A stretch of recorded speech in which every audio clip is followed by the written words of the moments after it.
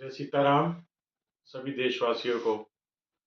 हम सब जानते हैं कि बांग्लादेश के अंदर एक लंबे समय से हिंदुओं को निशाना बना करके, चाहे वो किसी भी धर्म से हों, लेकिन अगर वो भारत का वासी है और हिंदू है, उसके मंदिर हैं, वो खिलाड़ी है, चाहे बांग्लादेश के लिए खेला है, उसने बांग्लादेश के लिए अपना तन मन धन सब दिया, वहां पर टैक्स दिया। अगर वो हिंदू है, सनातन से उसका वास्ता है, तो बांग्लादेश के अंदर एक बड़ी ही क्रूर मानसिकता के साथ उसकी हत्या की जा रही है। और हत्या भी नए नए तरीकों से, जुल्म वाले तरीकों से करते हैं। जैसे मुगलों की याद आ जाती है, आपने कई बार देखा होगा कि मुगलों के समय की कई फोटोएं, वो भाले के ऊपर छोटे बच्चों को चढ़ा देते थे, सिर काट देते थे, रुई के अंदर रख करके जला देते थे। जितने अत्याचारों की हदें पार कर सकते थे, मुगलों ने की। आज वो ही बांग्लादेश, नमक हराम देश, जिसको कि भारत ने रोटी दी, आज़ादी दी, सारे ऐसे दुबले पतले होकर के, कुपोषण का शिकार होकर के आपस में ही मर रहे थे अपने देश के अंदर। कोई ने बचाने के लिए आगे नहीं आया, लेकिन भारत ने जो मानवता दिखाते हुए इनका बचाव किया, और वो आज भारत के ही दुश्मन है। और पहली बात तो ऐसे देशों में हिंदुओं को रहना ही नहीं चाहिए, अल्पसंख्यक हों चाहे बहुसंख्यक हों। जहां पर इस प्रकार के हरामखोर मानसिकता के लोग हों, वहां हिंदुओं को नहीं रहना चाहिए। अपने देश हिंदुस्तान को छोड़ना ही नहीं चाहिए।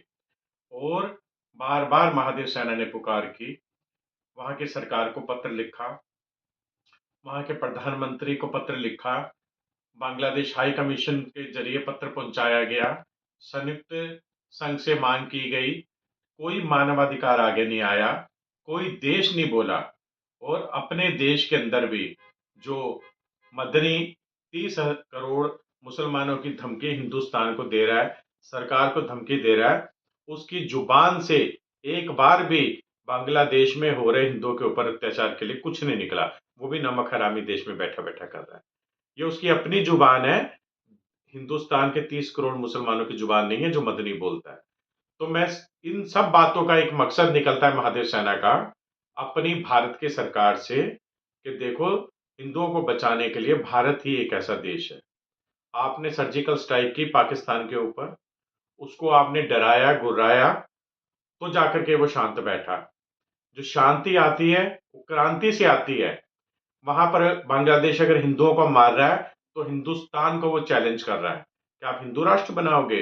हिंदुस्तान के अंदर जो हमारे संत महात्मा, हिंदू संगठन या संघ, विश्व हिंदू परिषद और महादेव सेना, हम लोग जो आवाज दे रहे हैं, तो वो वहां बैठा हम सब संगठनों को, हिंदुस्तान को और हिंदुस्तान की सरकार को चैलेंज देता है हिंदुओं को मार करके। तो सरकार को हम सब भारतवासी समर्थन करते हैं। आपकी कोई मजबूरी नहीं होनी चाहिए। अगर वो सीधा सीधा चैलेंज कर रहा, नहीं मान रहा, तो साला के ऊपर तोप के गोले दाग दो, नंगा कर दो, इनको इनकी औकात दिखा दो।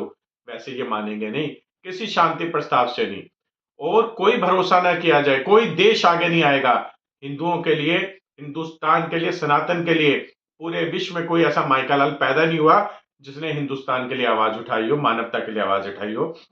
लेकिन विश्व पर जब भी संकट आता है, तो भारत अपनी संस्कृति को, अपनी ममता भाव को लेकर के सबकी रक्षा सुरक्षा के लिए जाता है। तो हमें भी अपने आचार व्यवहार बदलने पड़ेंगे, और अपनी रक्षा के लिए हमें शस्त्र तो उठाने पड़ेंगे। हमें बिल्कुल भी इनके साथ कोई रहम दिली नहीं दिखानी। कोई संयुक्त राष्ट्र, कोई अमेरिका, कोई देश आगे नहीं आएगा। जिस प्रकार से दुश्मनों से बदला लिया जाता है, बांग्लादेश इस समय ऐसा कट्टर दुश्मन है हिंदुस्तान का, हिंदुस्तान की सरकार को उसका जवाब देना पड़ेगा। हिंदुस्तान के अंदर बैठे मुसलमानों को भी उसका जवाब देना पड़ेगा। और जो हिंदुस्तान के अंदर मुसलमानों के लीडर हिंदुस्तान को धमकियां देते हैं सरकार को, उनका भी वही हाल करना पड़ेगा जो बांग्लादेश के लिए हम मांग कर रहे हैं। क्योंकि चाहे हिंदुस्तान के अंदर हो, चाहे कोई बाहर का देश हो, जो हिंदुस्तान को ललकारेगा, सरकार यदि उसे जूते की नोक पे नहीं रखेगी, उसकी औकात नहीं दिखाएगी, सजा नहीं देगी, तो ये हिंदुस्तान की और हमारी कमजोरी मानी जाएगी। हम लोगों का खून तो सबका इतना खोलता है, मेरा क्या, आप पूरे हिंदुस्तान के लोगों से पूछ लो।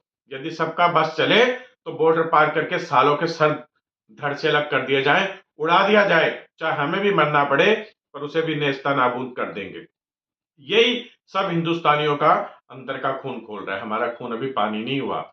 हिंदुस्तान के अंदर वीर सपूतों ने जन्म लेना भी बंद नहीं किया। लेकिन हम क्या करें? सरकार के हाथों में ये सब डोर है। सरकार को चाहिए कि हम सबकी पुकार सुने, अपनी मजबूरियों की जंजीरें तोड़े और हिंदुस्तानियों और हिंदुओं के ऊपर उठने वाली आग को फोड़ डाले। महादेव सेना की यही अपील है कि हिंदुस्तान और हिंदुस्तानियों की मान सम्मान को सरकार बचाए। जय हिंद, जय भारत।